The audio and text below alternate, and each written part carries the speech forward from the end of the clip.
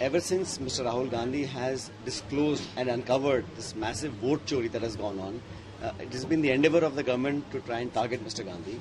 He has very clearly demonstrated how vote chori is happening systematically, and people behind this whole episode are protected by the Election Commission. Because he has raised that issue, people inside of Parliament, the Government of India and all agencies and all institutions are targeting Mr. Gandhi at a personal level. I think to target him personally because he is asking tough questions, he is making the government accountable, is uncalled for. I think Mr. Gandhi and the Congress party are fully committed to keep fighting these forces. The BJP-led government in Delhi is hell-bent upon attacking Mr. Gandhi, but we will not be deterred. The Congress party and all our workers across the country will carry a massive campaign on this vote chori issue, and people have also decided that the government and the Election Commission need to be held accountable. राज्यों में slip को लेकर कई लोगों की मौत हो चुकी है, क्या सिर्फ है उसको लेकर? पहले आप सब जानते हैं कि राहुल गांधी जी ने देश के सामने एक बहुत बड़ा खुलासा किया है और वोट चोरी के प्रमाण और तथ्य जनता के सामने रखे हैं। जब से राहुल जी ने इन बातों को उठाया है तब से ही पूरा विपक्ष के जो हमारे लोग हैं और जो सत्ता में लोग बैठे हैं उन सबको लग रहा है कि अब जनता के बीच हम कोई जवाब दे नहीं पाएंगे। निर्वाचन आयोग कोई उत्तर दे नहीं रहा है और पूरा इंडिया अलायंस, पूरे देश के सब लोग समझ चुके हैं कि हम जिन बातों को राहुल जी बोल रहे हैं वो अब स्थापित हो चुकी है। इसलिए उनका विरोध करने के लिए, राहुल जी का विरोध करने के लिए वोट चोरी के मामले पर कोई जवाब नहीं दे पा रहे हैं, इसलिए नाना प्रकार की बातें करते हैं ध्यान भटकाने के लिए। और मैं ऐसा मानता हूं कि इस देश में जो लोकतंत्र है, आज हम सब इस भारतवर्ष में हमारी आस्था है क्योंकि हमारी जो प्रणाली है चुनाव की वो किसी दल, किसी विचारधारा, किसी व्यक्ति से बनी नहीं हुई है और निर्वाचन आयोग को निष्पक्षता से काम करना चाहिए। ये बात सच है कि जब जब राहुल गांधी जी ने केंद्र की सरकार को कटघरे में खड़ा किया है, जब जब उन्होंने चुनौती दी है, तब तक उन पर नाना प्रकार के पॉलिटिकल आक्रमण हो रहे हैं, ईडी के केस होते हैं, उनकी सदस्यता लोकसभा की भंग करी जाती है, फर्जी केस किए जाते हैं सुने जी पर, उन पर, तो उनको टारगेट किया जाता है क्योंकि वो उन बातों को उठा रहे हैं जो और को उठाने की हिम्मत नहीं करता।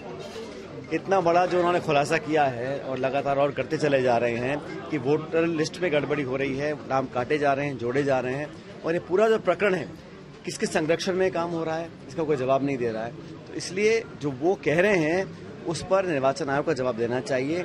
और मैं बार बार कहता हूं कि हम लोग सवाल पूछते हैं इलेक्शन कमीशन से, जवाब आता है भाजपा के प्रवक्ताओं से।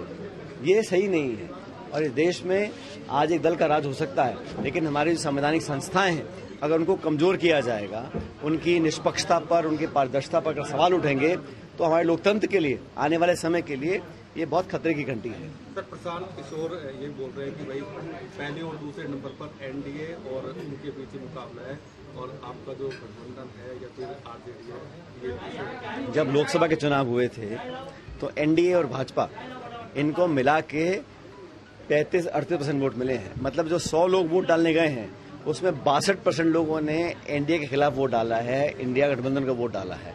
और जो लोग 400 पार की बात करते थे 230 पे आकर अटक गए हैं।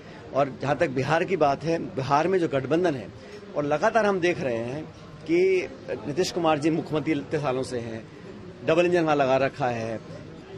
भारतीय जनता पार्टी के पास कोई चारा नहीं है। पहले नीतीश की बुराई करते थे, अब उनके साथ आ गए हैं तो उनकी बड़ाई में लग गए हैं। उनके सारे मंत्रियों पे आरोप लगे हुए हैं। सरकार की निष्क्रियता बिल्कुल जमीन पे दिख रही है। और सबसे बड़ी बात जो जनता का रिस्पांस है, मैंने खुद देखा बिहार में जब राहुल गांधी जी की यात्रा निकली थी, वोटर अधिकार यात्रा, उसमें जो लोग उमड़ के आए थे वो त्रस्त हैं।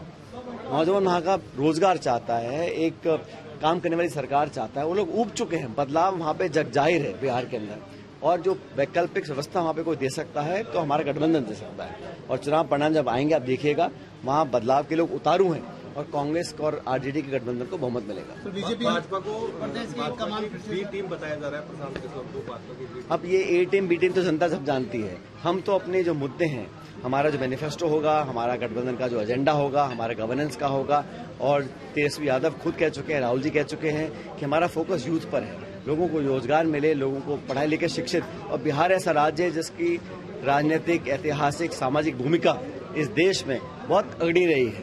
उस राज्य से बहुत से ऐसे लोग निकले जिन्होंने देश का नाम रोशन किया है और स्वतंत्रता संग्राम की अंगारी वहां से निकली है। तो बिहार के लोग बहुत उम्मीद रखते हैं अपने नेताओं से जो वहाँ शासन करते हैं, लेकिन दुर्भाग्यवश पिछले 20 साल से जो सरकार वहाँ पर है वो काम नहीं कर पा रही है। बदलाव होगा, गठबंधन को बहुमत मिलेगा। सीएम के नाम को लेकर रहता है कि भाई तेजस्वी बनेंगे या फिर कांग्रेस से बनेंगे, कौन सीएम होगा यदि सरकार? सही समय पे सही बात को रखेंगे और जो हमें निर्णय लेना है वो सही समय पे लिया जाएगा। आज मुद्दा पद प्राप्ति का नहीं है। पद प्राप्ति के चक्कर में नीतीश कुमार जी 20 साल से सत्ता में हैं, कभी इस दल के साथ कभी उस दल के साथ, तो क्रेडिबिलिटी जो होती है वो खत्म हो जाती है। अब वो सिर्फ कुर्सी पे किसी तरह काबिज रहे हैं, इस जुगाड़ में लगे हुए हैं। जनता ने मन बना लिया है, अब किसी हालत में स्वीकार नहीं होगा। बल्कि ये बात भी सच है कि बीजेपी के लिए जो मुख्यमंत्री जी हैं वो एक लायबिलिटी बन गए हैं, क्योंकि एंटी इनकमेंसी बहुत लंबी है और बीजेपी वहां अपने आप अपना दायरा बढ़ाना चाहती है। उनके रहते हो नहीं पाएगा, तो आपस में बहुत विरोधाभास है। सत्ता की राजनीति है, सत्ता प्राप्ति के सब कुछ हुआ, लेकिन अब बदलाव होगा और गठबंधन को बहुमत मिलेगा। लेकिन बीजेपी ये भी कह रही है कि वहाँ पर जो जिनके नाम काटे हैं वो मर गए या फिर दूसरे राज्य में है और कांग्रेस भ्रम फैला रही है। भाई इतने लाखों लोग हैं और हम तो कह रहे हैं आप एक मकान में 150 मतदाता 200 मतदाता हैं, जो आप मरा दिखा रहे हो वो राहुल जी से बैठ के चाय पी रहे हैं और जो जिंदगी उनके नाम काटे जा रहे हैं लाखों के।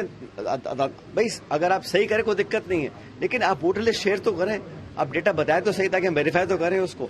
आप वोटर लिस्ट देंगे नहीं, पोलिंग बूथ के अंदर जो सीसीटीवी कैमरा होते हैं उसको आप फुटेज को डिलीट कर देंगे, प्रक्रिया को जटिल बना देंगे।